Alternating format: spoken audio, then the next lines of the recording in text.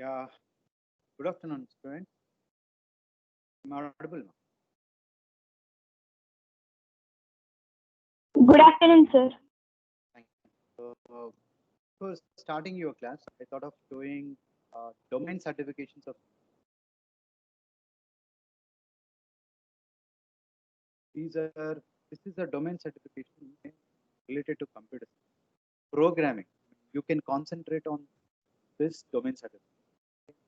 So, as a part of this domain certification, what you have to do, you have to complete four core subjects and two electives. Okay. The core subjects, these are the core subjects. So core one, out of these two, you can complete one. Core two, out of these two, you can complete one. Core three, out of these two, you can complete one. Core four, out of these two, you can complete one.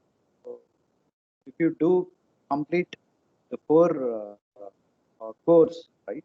So out of these five electives, you have to choose one elective and complete it. Okay, elective four have two subjects. So out of these two, you have to select. And the remaining, out of these complete four electives, you choose two, complete it. 4 plus 2 will give you a six completion, and that will give you the programming domain certification. Okay.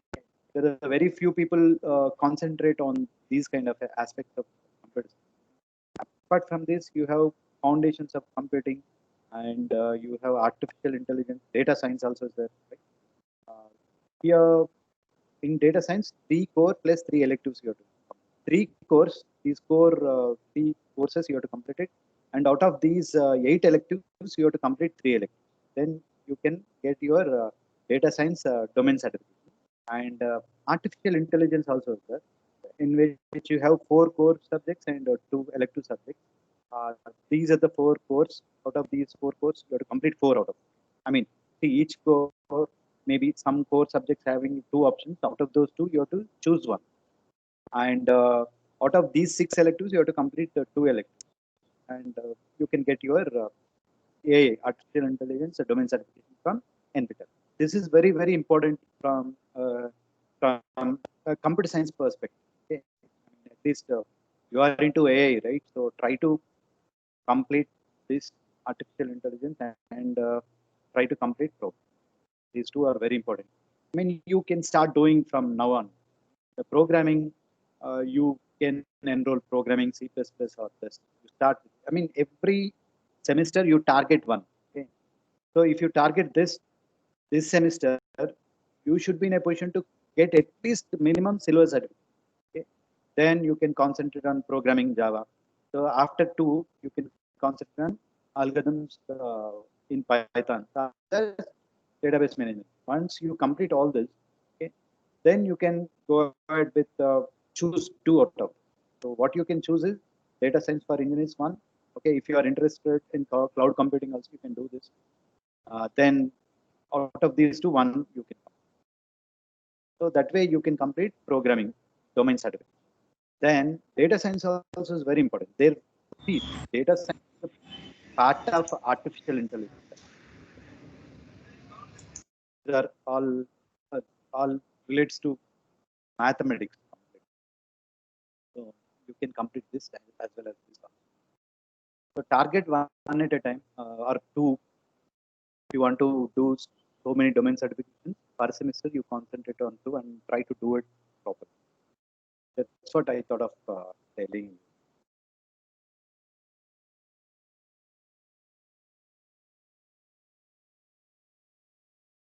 Right. So, any questions related to your NPTEL certification?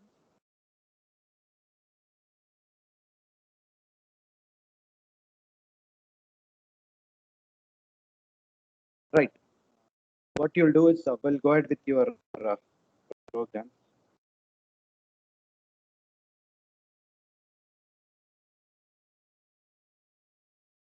Right. What we are discussing? We are discussing your field width. So that's what the problem with your field width when you use with the scanner. I already told you how it is reading. The formatted input field. I've shown you all these format specifiers related to various kinds of fundamental data types supported by USD. Then we'll go ahead with your important aspects of your scanner, how it works. Uh, if you talk about your scanner,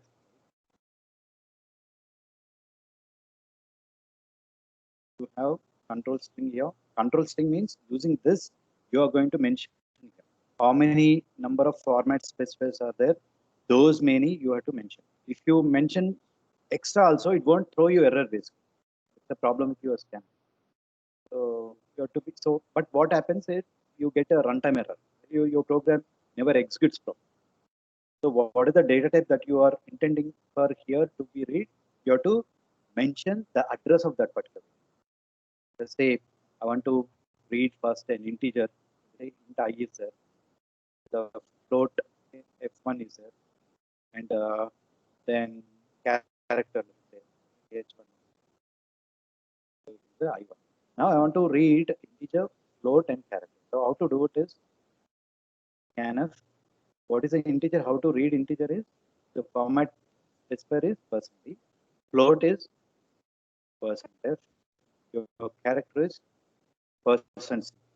Now, as this is a percentage, okay, this percent is indicating that the next follows what is the character. It is a indication of your data type that you want to read. So what is it indicating is integer. So I1 you have to mention. Most of the students, what they do, they directly write I1.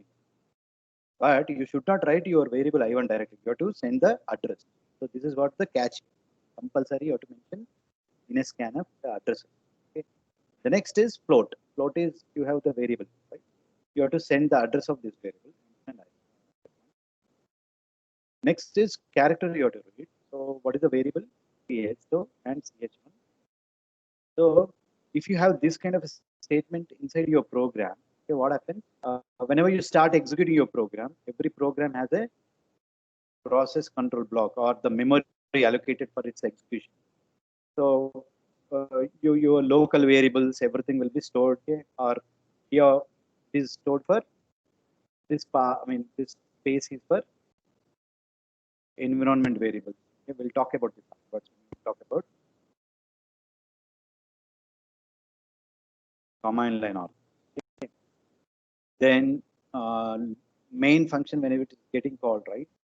So all your local variables related to are stored here inside this. So the top one is for maybe stack. Okay. From here you will be having heap. We'll talk about these things very frequently when you talk about your functions. Okay. Functions, all your functions calls will be stored inside your stack. The heap, when you allocate the memory dynamically, the heap memory will be. But as of now, okay, you remember what is the process control block, how it looks like, where is your variables related to main are stored. Okay. So the main variable. So in this case, if you start like this, the main, right? You guys have I1, F1, right? So this statement, okay, this statement will be part of here. This is the second statement. The second statement is also the part of it, right? Now what happens here? This main will be allotted some kind of a memory location. So inside this, some block. Okay, let us say this block will be for I1. Some other block will be for F. Some other block will be for CH. What is the I1 here? I1 data type is what? I1 data type is integer. So integer in my machine, remember in my machine, okay, it is a 4 byte. First byte, second byte, third byte, fourth. So these many bytes, okay, it will be allotted. So this address, each byte has its own address. So let us say kind of a number 1, 2, 3, 4 number. Okay, this is a byte. The next address of this is 1, 2, 3, 5. The next is 1, 2, 3, 6 is 1, 2. So 1, 2, 3, 4 to 1, 2, 3, 7 will be stored for or reserved for I1. So, okay, so whatever the value that you enter will go into this as a what?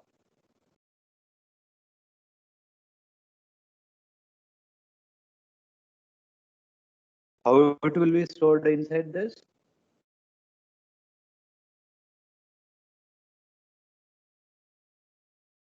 How the values, let us say I1 I read as a 20.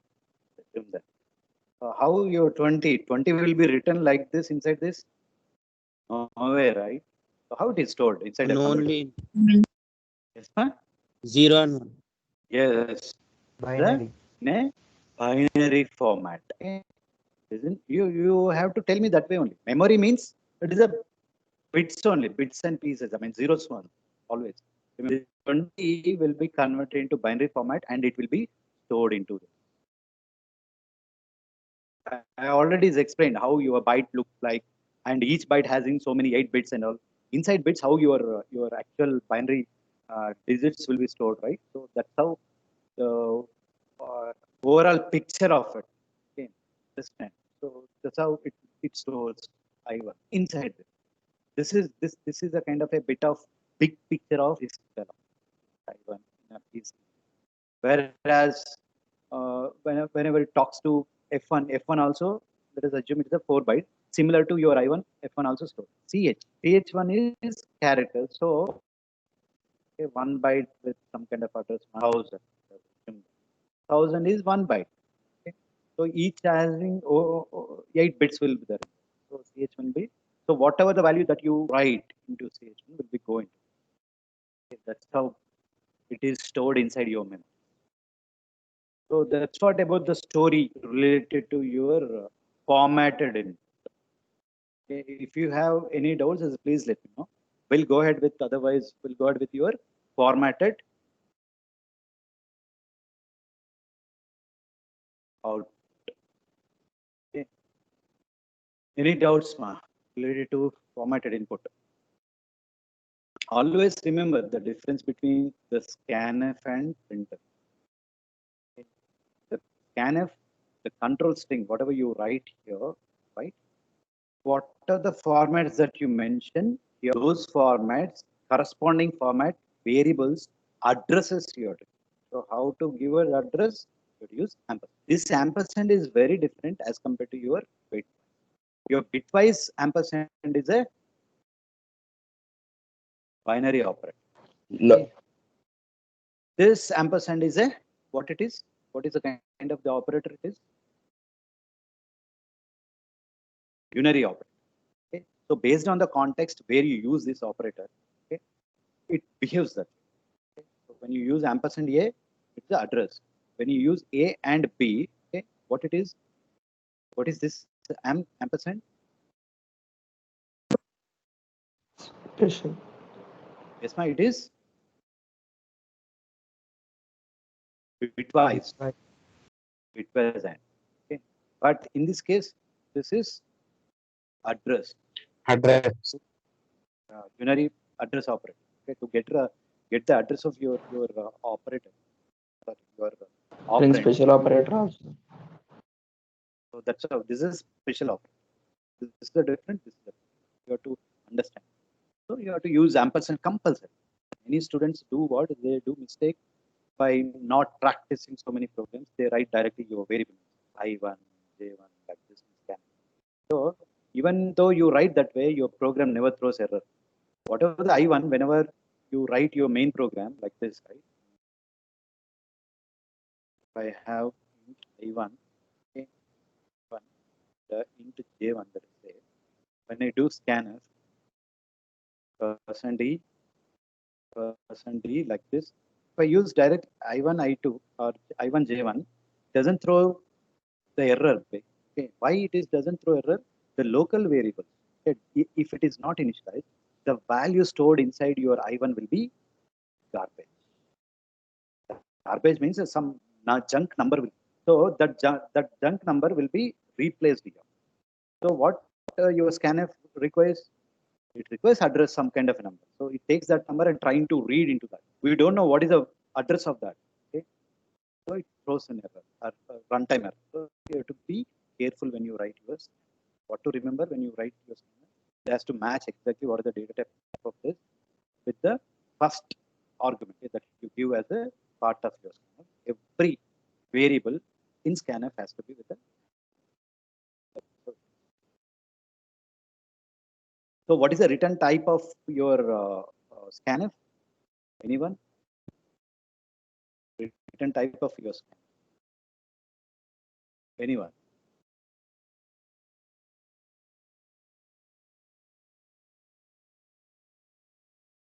Int. What integer actually it returns? Scanner? Yes. Huh. What integer it returns? Integer. If it is there, the syntax, right? So it returns integer. But what integer it returns is the number of variables that read. Okay. Next, if it is related to output, you have int, printf, const char star dot dot dot. This is syntax. Right? So I explained all this stuff. So what is Madhu? Noise control. So what int it returns? Integer it returns. I know, but what it returns? I already shown all these things as a part of your programs. Don't you guys watch the videos back again?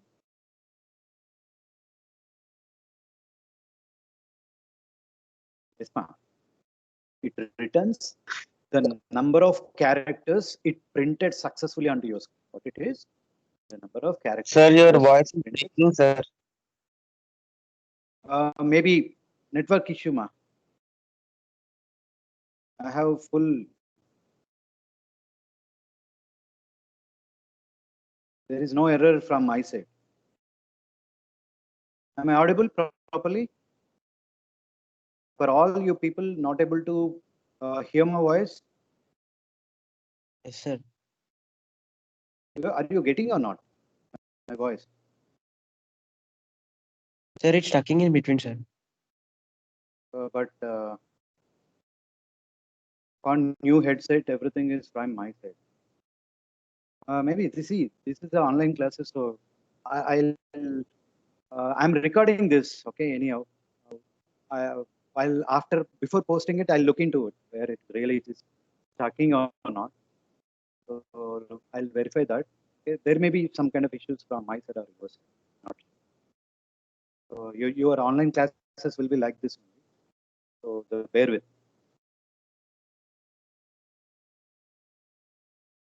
So what it returns, your printf actually, printf returns the number of characters it successfully printed onto your screen. Okay, again, I'll show you those things. If you want.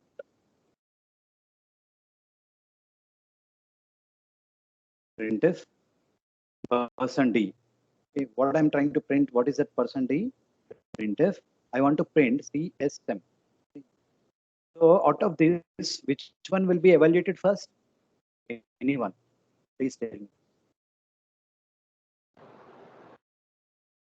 printf CSM.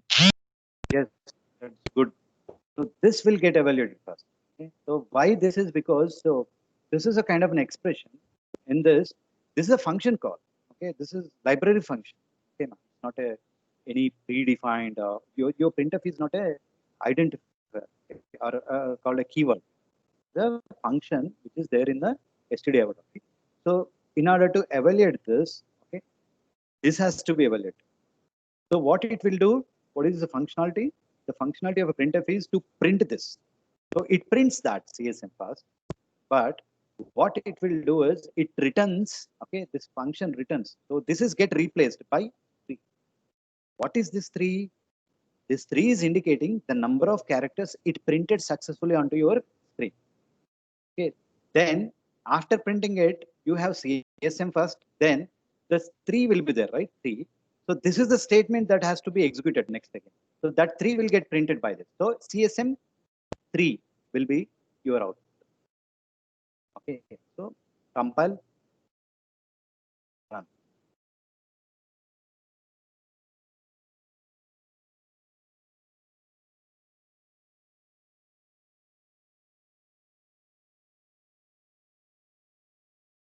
Here.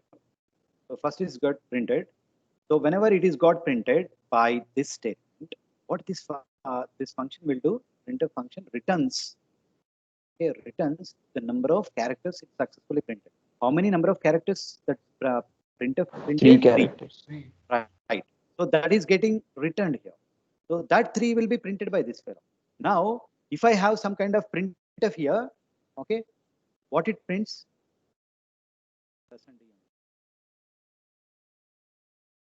One character. Yes, it's a 1. Okay, that's good. Printf.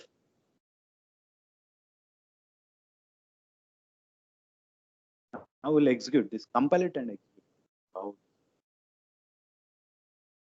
So what is the output here? Can anybody One. tell me? 1. Complete output. PSM 3. PSM 3 CSM 1. 3 One. 1 Yeah, 1. PSM 3 1. CSM Okay. 1.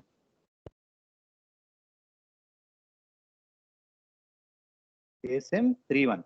PSM, see, once it is printed CSM with this, it returns 3. That 3 is getting printed here. So that 3 it prints. So what is the resultant of this this statement? Okay, 3. It printed 3, but how many number of characters this printf is written onto your screen 1 1. is 1. So that 1 1. will come as a argument here like this. That 1 will get printed. That's how to understand. This is the kind of the fundamentals. Okay. So if you understand your fundamentals, given any problem, you can easily solve it. Okay. Now we'll go back, okay, to this formatted outputs. So this is a general syntax. If anybody asks you to write general syntax of your printf function, you should be in a position to write this, okay, and explain in and out of what it's trying to tell.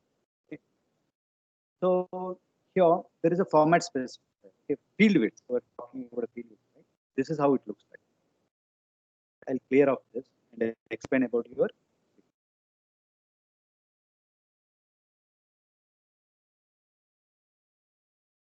percent u dot t, okay, your specifier. Okay, this is a different. What is the specifier I'm talking about? The specifier is for your data types. Okay.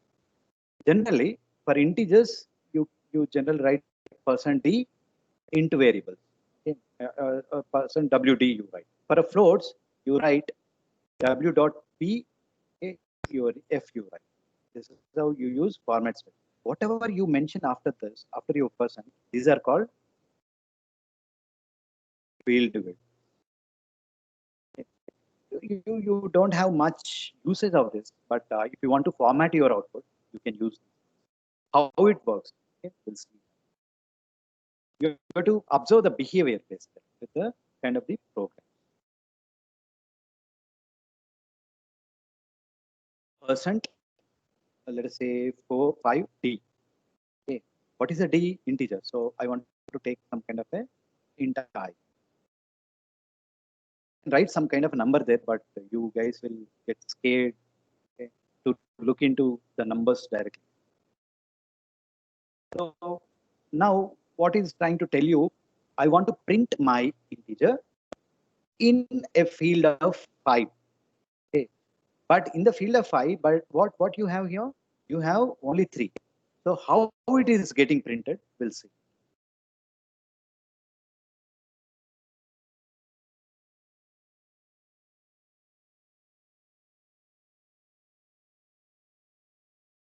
Here. This first space, second space, 1, 2, 3. So really, I don't know whether really you have spaces after this. Okay. So for that, what I want to do is, I want to enter some kind of a hyphen. Okay, to know really spaces are there or not.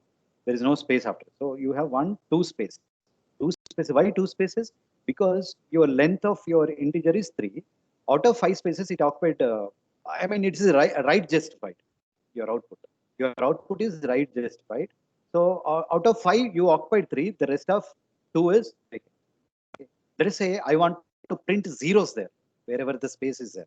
So you have to have a format like this. Compile. So in order to print zeros ahead of, right, you have to use 0 5. Okay.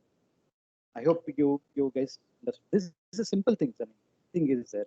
So why I kept a hyphen here in order to make you understand there won't be any space after that. So if I give big number 5, 6, 8, it is a 5, but I given 6. Will it really work? Will it print all the number or not? What is the behavior of your field with it? Okay. It's printing everything. Okay. That's how they designed.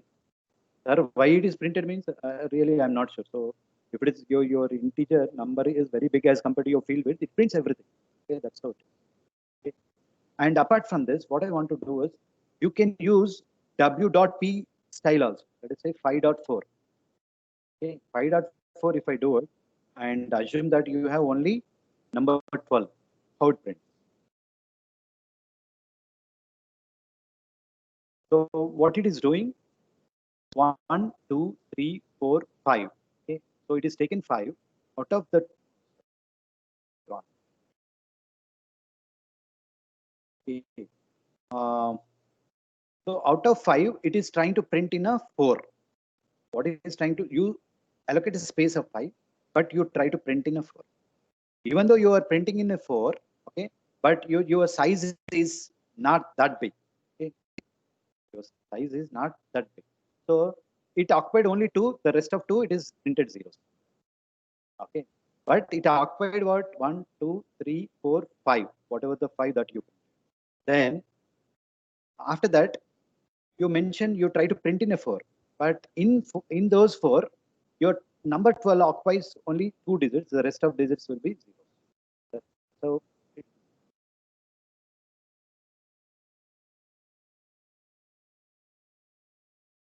okay, uh, next, let us say I want to print 3, 4, 5 also. Let us say what happens.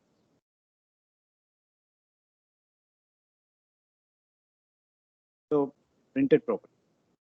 Next, to want to print only 4.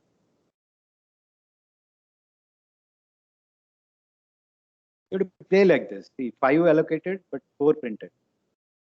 Because you instructed to allocate 5, but you printed only 4 properly. So there is no leading zeros printed. You have less than 4 here in this less than 4 number of characters or digits, then it prints a leading zeros. That's how about your integer. And coming to your float also you can have. I want to print 10.5. In this, what you have to understand is you have total 5 has to be 1. 5.4 in a real number is indicating total 5, 1, 2, 3, 4, 5. Okay. The right hand side of your decimal is 4. Okay. So the decimal also has to occupy one place. Okay. So the 4. So you're left with nothing actually, left hand side of your. Okay. So how really it works? Let us see.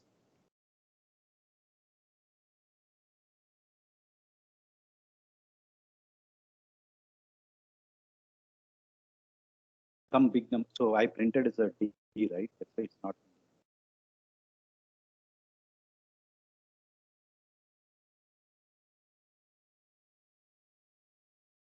Uh, it is I mean, it's crossed its limit. That's why it's printing properly. If it is not crossing limit, how it prints?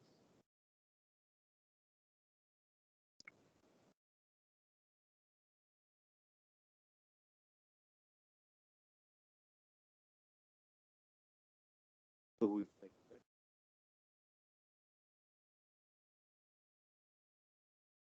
like 1, 2, 3, 4, 5, 6, 7. Total space 7 allotted because of 7 you mentioned. Out of 7, after decimal 2 you need to have. Okay. So 1, 2 only it is printed. Okay. Then so left hand side you left with what? How many? After you removing this 3, you left with 4 only. So 1, 2, 3, 4. What are the number that you have? It will be printed in those many bits. But after decimal, it is trying to print only 1, 2. So if I have some kind of a 6 here, what is the behavior of what that also need to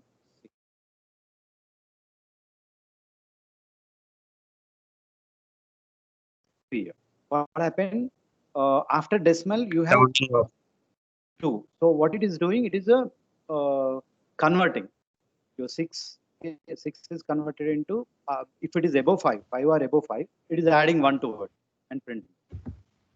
So 1.3 you got it. And said as it is. Let us assume that you have 1, 2, 3. So it prints.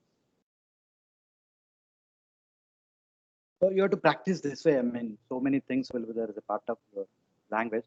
It's not that easy to explain you everything in detail. Okay. 1, 2, 3, 4, 5, 6, 7. So 7 it is printed. So right hand side of your dot is 2. Right hand side of your decimal point is 2, 1, 2. So you are left with, okay, how many digits? If you leave 3, 4. So 1, 2, 3, 4. So if I increase here, what happens? So I made is intentionally 1, 2, 3, 4. Okay. So if you have this kind of format, 7 digits, 7 spaces has to be there. 1 space is for your decimal, 2 for your after decimal. Right? So 3 if you gone, you're left with what? Only 4. But how this is getting printed, you need to see.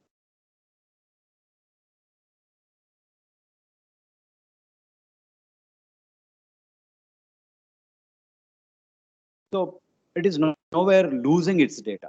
Okay, it is printing properly. It is the, if it is the width is more than your field width, right? Left hand side of your dot, it is printing almost everything. Only right hand side, yeah, the behavior is different. That's how you have to understand. The similar case with your strings also. So how to print a string? Say I want to print yes, sir. This is what string, right? All of you agree with me? This is what? What is the data type of this? Whatever I highlighted. Format. Data type. I'm not asking what it is. String. String. It's a string. Okay. It is, see, it is clearly is mentioned in this const char star. Char star is a string based. Okay. So it is a string. There is no string data type. To mention saying that char star. Okay. But unofficially, the people speaks with a string dart. Remember that. So how to print your string? What is the format specifier of your string? Yes, ma'am. Percentage. %s. That's good. So S has to be printed in 3. Okay. Now what? The length of your string is 3, but I am trying to print in a 7 width. How it looks like? Let us see here. 1, 2, 3, 4, 5, 6, 7. So it is right aligned. I want to keep it as a left aligned. What you have to do is keep a minus in front of your field width. Even the same case with your field widths related to your data types, other kind of a data type. If you give a minus in front of your field width, it is a left align. If you don't have any signature before your field width, it is a right align.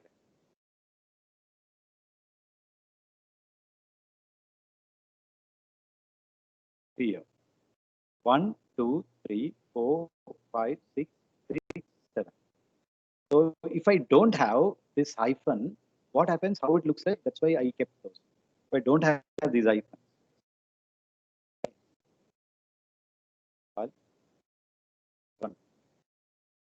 you tell me how what is your field with using output? Can anybody tell this? Not you're not. It is not visible. Yes, ma. You're able to see what is the field width that I assigned in your source code until you see the source code. No, it's not. It's not possible. That's why what you have to do in order to understand, you have to keep a something kind of a characters, not only hyphens. Okay, you can keep whatever you want. Okay, but it should be understandable for you. Okay, dollar also. I'll hash dollar. I hope you guys are getting it. That's why I kept it. Keep $.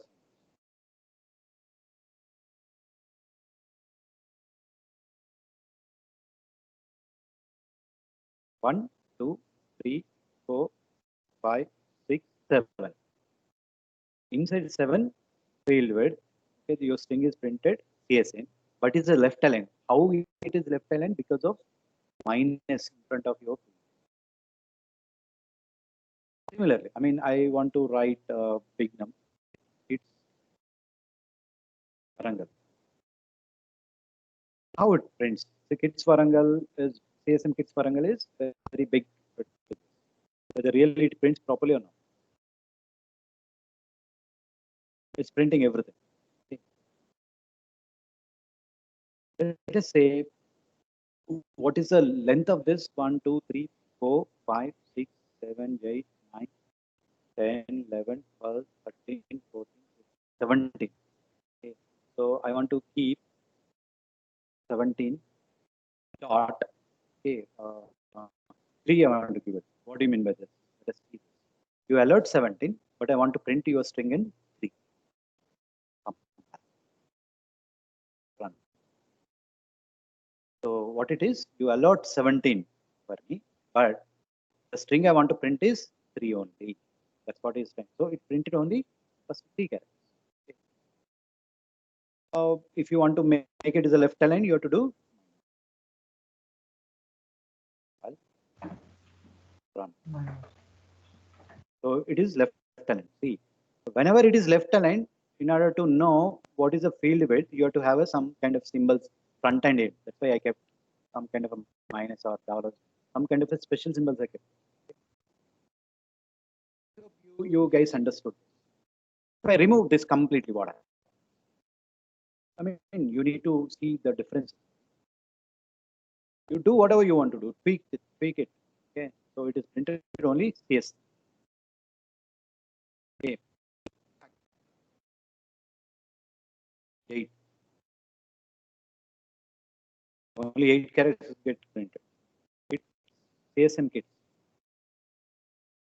That's how your field width works. Okay, related to your various kinds of data. That's what I explained here. You can go ahead with. I mean, this is clearly explained. There will be some kind of issues are there, but whatever this video contains, you can go through it to understand. I'll post this video after your class. So that's it from Unit 1 perspective. Okay, Unit 1, if you look at right, we completed all three. There is no thing that is not covered. Managing IO. So reading a character, writing a character, I shown you with the program using a getC and putC and getCH, getChar and put formatted input output also we've seen. And in formatted input output, we have seen field widths as well. That's not part of your subject, but I taught you guys. Right? So this is how about your Unit 1. Okay, so out of this Unit 1, you will get any kind of a question from your exam.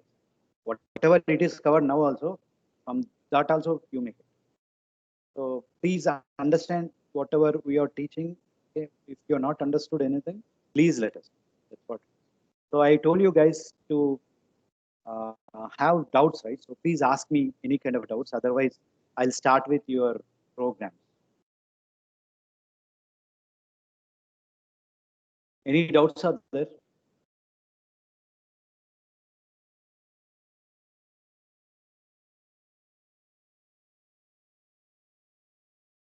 Sir, where do we? Sir? Yeah, please go ahead.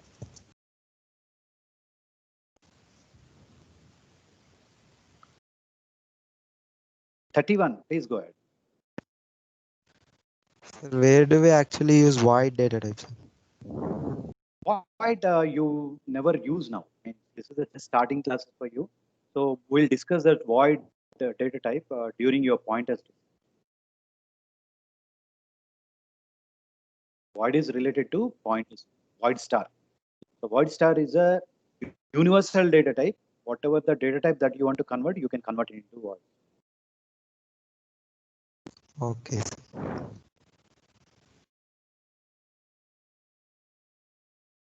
Sir, Yes. Sir, what if we don't use return 0?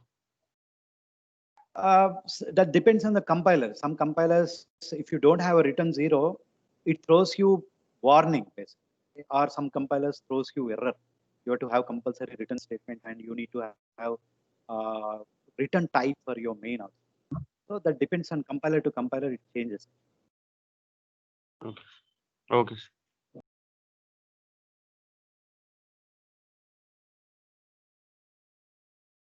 Any other doubts, ma? See, one more thing. Tomorrow morning we have a class from 9 to 10.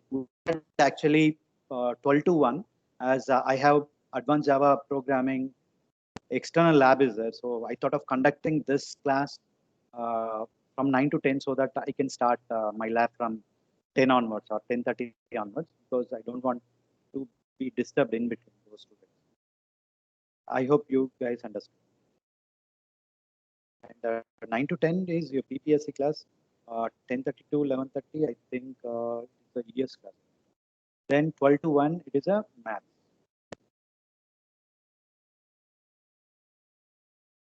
Okay, ma'am. I'm expecting you guys to please solve a lot of problems. To solve a lot of problems, your life becomes easy. If you don't have a doubts, I'll go ahead with your question. Do you have any doubts? Sir, Yes, ma'am, please. sir, can you explain ninth question from online GDB, sir? 19th, Ninth question. 9th question.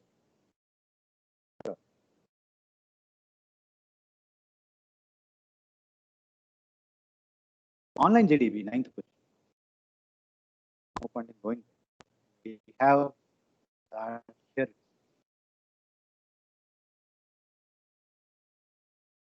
Biggest of 3 numbers using ternary operator. So that's a very simple. See, what you have to do is, biggest of 2 numbers using ternary operator is, let us say you have A, B, you are the inputs. You have to compare these two.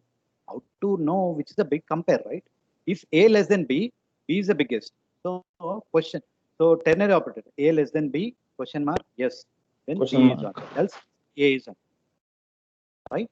So you have to print this. What is the output of this ternary operator expression is your any of A or B. A or B is what? Integers. So you have to print those things. Integer has to be printed like this. That's it.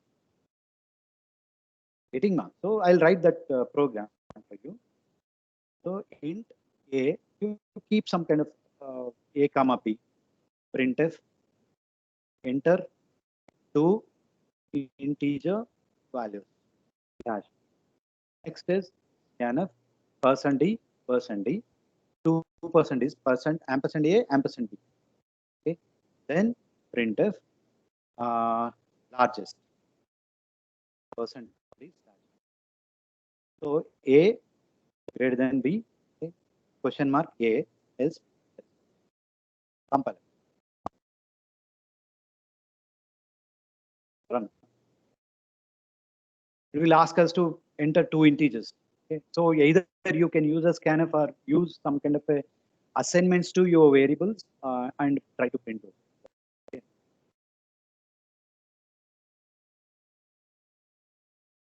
So 10, 20. Okay, that's it. Apart from this, nothing is there. It's a very preliminary kind of stuff. 40. Okay. Done. 50. 20.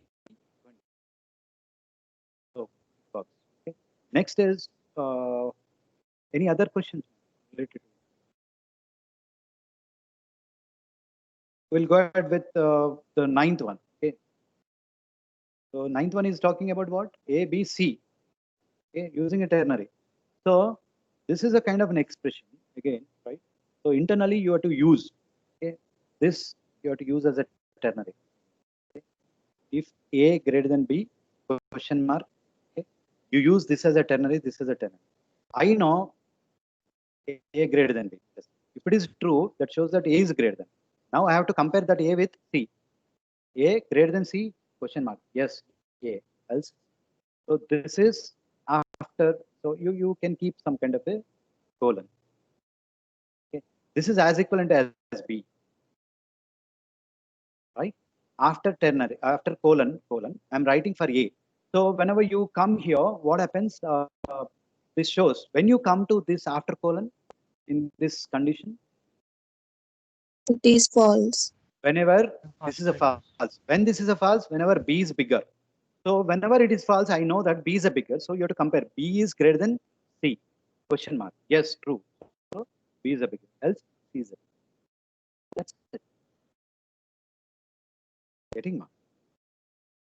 So here instead of B, I've used this. Instead of A, so both are same here. This is called nested ternary. What it is?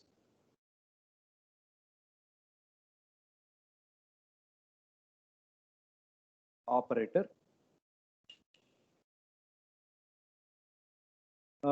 Anybody have any kind of a doubts in this statement as the please let. Simple. Let us take some kind of A is equal 10, B is equal 20, C is equal 30. Substitute here. What is A? 10 greater than 20. Question mark. Is this true? No, This sir. is no, false. False indicates that B is greater. So whenever it is false, question mark, it goes to, your execution goes to the after colon, before colon. After colon. After colon. So it goes here. What is that? It is again another ternary, B. So it is asking what is the B value? 20 greater than C. What is the C? 30. Question mark. Is a 20 greater than 30? False. False means again it goes to this. So the resultant of this expression is C.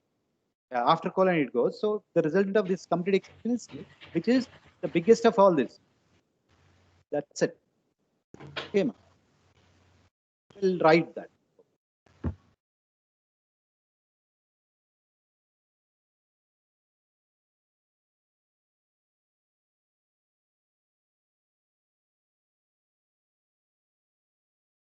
See here how I am writing, you need to understand.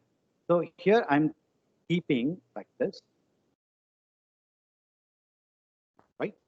Now if A greater than B, I'm damn sure that, okay, so whenever you after colon it comes, before colon, if it comes here that shows that A is greater than. Now you have to check A is greater than C. Question mark. Then A. Else what? C. B. If the evaluation of this is false, it goes after this, after your colon. So what do you mean by that? If it is entered here, indicates that which is the bigger one? B is a bigger one. So is a B greater than C? You have to check it. Question. True means B. Else?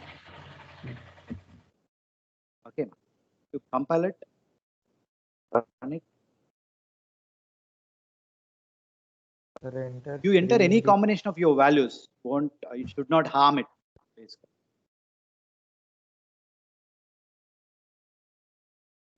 30, 10, 20. Okay. Again run it.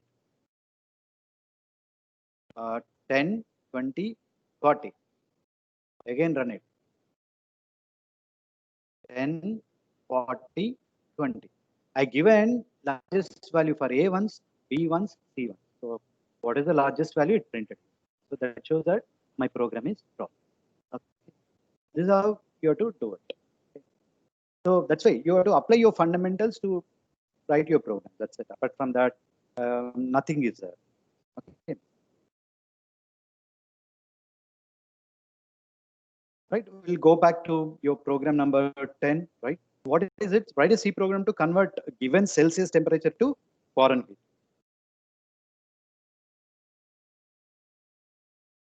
See, what is the input here?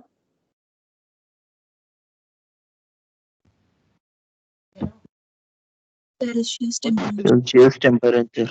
Celsius temperature, right? So assume that C is your input. What is the output? Fahrenheit. Fahrenheit temperature. So how to convert your Celsius to Fahrenheit? What is the formula? C is equal to F minus 32 Minus 32 by 32 multiplied by 5 by. Yes or no? Getting. but C is the input here. So what you have to do? You have to take everything back. Okay. So F is equal to 9 star C divided by 5. Okay. That's 30. This is fine.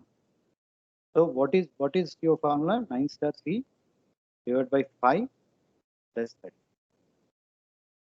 Getting one. So you get your F as this is a input. So you have to write the program for that. So this is what my execution state. You have to read this, okay, execute. Apart from this, nothing is there in this. So when you do see the divisions are there, whenever the divisions are there, your temperatures also will be in a point value base. Okay, at 10.2 like this, you will have 30.7. Right? So all are what is these numbers? Oh, decimal. Doubles. Double numbers. Doubles are so you can have a double here. Double foreign FC. Okay, or C. What is your input? Only that you declare it. C.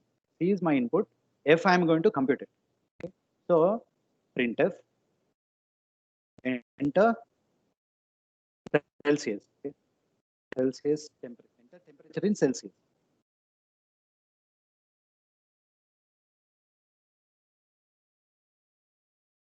Okay. Right.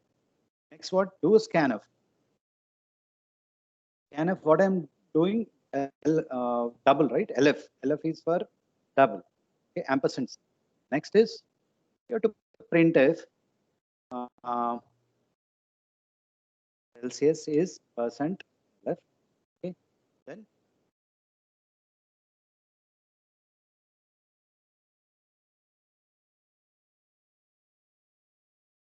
so first percent is for C. Next, what I have to do? 9 star C. Right? 9. Then divided by 5 is there. So I want to make sure that this fellow is a double. Okay. Divided by double again. Right? So 5 dot. If you don't have a 5.0, it becomes an integer division. I mean, this will take care of it. Anyhow, if you have 5 here also, not an issue because I kept here 9 dots. So the resultant of this become a double and the integer will be converted into double. So the result of this become a double. I can add what? 32. That's Yeah. Dave. Yes, ma'am. Can we use float in place of double? Yeah, no issue.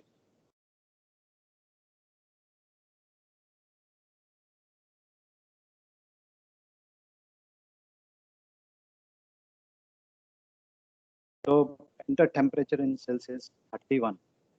So 31 Celsius is equivalent to 87.8. So this is a room temperature. 27 to 30. Okay. So this is how you have to do. So how to remember this formula? How to remember it? I remember this way. I know always foreign heat is greater than Celsius. Okay. So whenever this foreign Celsius is less than, right? So C is equal to, okay. If the denominator is greater than, right, greater number as compared to numerator, this get a small number, the resultant. Okay. So that's why I remember that. 5 is equal to F minus 5. So if you know, so all your mathematics, whatever you have done, right, you can implement using a C language. Right? Next one. What it is? Write a program to convert this. You please do it. Convert foreign heat to Celsius. Very easy. F minus 32. What is this here? Foreign heat temperatures to Celsius. So what is your input here? Fahrenheit. Input is foreign heat. Output is Celsius. T is equal Celsius. F minus 32 Minus multiplied 32 by into 5. 5 by So out of this or this, you make it as a real 5.0, some one of these two. Okay. And then it will take care. Otherwise, if you do 5 by 9 directly, right, it throws you 0 value always, whatever you give it. Okay. Because what happens here? Assume that some kind of a input you give it 50, let's say. Okay. So 50 minus 32, you get a 18. resultant multiplied by 5 by 9. Anyhow, but you get wrong result. Okay. If you have some kind of a brace here, what happens? So this will get evaluated. 5 by 9 is a 0. Always you get a 0 here. So that's why you have to have a 5.0. Okay. People do write like this also. Okay. C is equal to f minus 32 divided by 5 by 9. To do this, what happens? 5 by 9 integer division results into 0 in your C language. So whatever f value you give it, always you get a 0 value. Getting ma? That's how you have to be careful when you write your expressions. Okay. So you have to write at least like 5.0 by 9 or 5 by 9 out, whatever. That's how about your the other 11th program. Please do this as well. Next one, C already programmed C program to find area and perimeter of a rectangle. So how a rectangle you will be having AB, right? Area is what? Perimeter P is 2 star A plus 2 B. into Area is A star B. RB. That's it. So you compute these things and keep as the output. So you have to read inputs are what here? Inputs are A comma B. Your outputs are.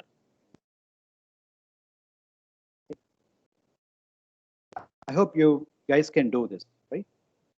Next, write a C program to find the area and perimeter of a circle given center point and a point on a circle. What is trying to tell you? Is trying to give. This is not a circle anymore. Assume this is a circle. Center point it is given. Point P on a circle is. So assume center point is x1 y1. Point is x2 y2. So what are the inputs here? Inputs are x1, y1, x2, y2. Okay, this is one point. This is another. You have to read like individual numbers. Okay. Now what you have to do? What is your output? Rate. Perimeter and area. So what is the perimeter of your circle? 2 pi r, right? So how to find your radius? Distance TP between distance. P and Distance between these 2 points. So it is a CP, right? So no. So you have to what it is? Square root of. Okay. Square root of x1 minus x2 whole square, y1 minus y2 whole square, right? Once I get my r, okay, I can get my what is the pi value? Pi is 2 star 22.0 by 7 multiplied by r you get. Okay. What is your area? Area is pi r square. So once you get your r, your life becomes easy. Getting. So we'll do this program. Remove this stuff. I told you x1, y1. Somebody asked me to take a float. Take a float. y1, x2, y2. Right? Printf. Enter. Center of the scanf. Percent f. Percent f. Ampersand f. F. Enter. Point on scanf.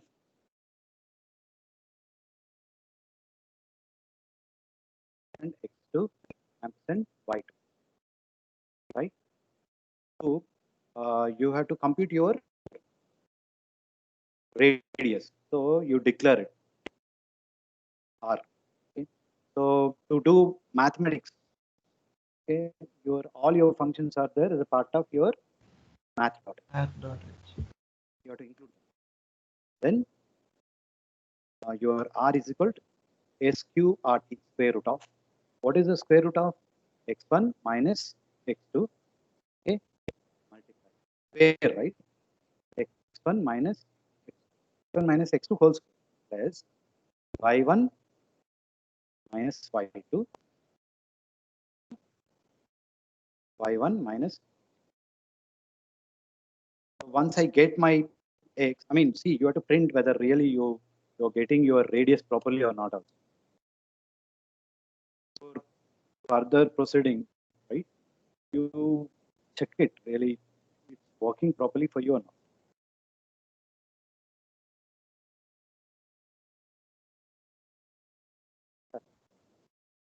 2, 3, 5, 6. So I'm getting proper radius. So once you get your radius, it is easy to handle your situation. Printf perimeter of circle. F. Then what? What do you have to do? Area, right? Area of circle. %f. How to compute your perimeter? 2 pi r, right? So it is a 2 star. Pi is 22.0 divided by 7 multiplied by r, right? Next, pi r square. 22.0 divided by 7 multiplied by r star.